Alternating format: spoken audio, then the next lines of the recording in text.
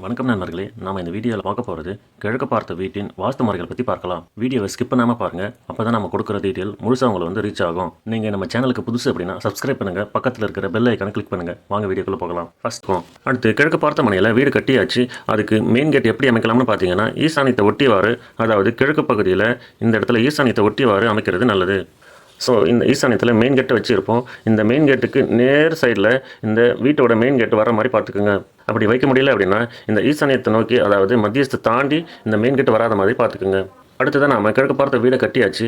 அடுத்து நம்ம வீட்டுக்கு காம்பவுண்ட் உயரம் 7 அடியிலிருந்து 8 அடி வரையும் இருக்கிறது நல்லது. அடுத்து வடக்கு மற்றும் கிழக்கு சுவரோட உயரம் கொஞ்சம் கம்மியாகும். அடுத்து தெற்கு மற்றும் மேற்கு பகுதியில் அமைக்கக்கூடிய சுவரோட உயரம் பார்த்திங்கன்னா சற்று உயரமாக இருக்கிறது நல்லது. ஏன்னு பார்த்தீங்கன்னா, நம்ம வீட்டுக்கு வரக்கூடிய காற்று பார்த்திங்கன்னா சூரிய வெளிச்சம் இந்த திசையில் தான் வரும். ஸோ இந்த பகுதியில் காம்பவுண்ட் வால் நார்மலாக 6 அடியிலிருந்து. முழு விவரத்தை தெரிஞ்சுக்க கீழே இருக்கிற பட்டனை ப்ரெஸ் பண்ணுங்கள். தேங்க்யூ.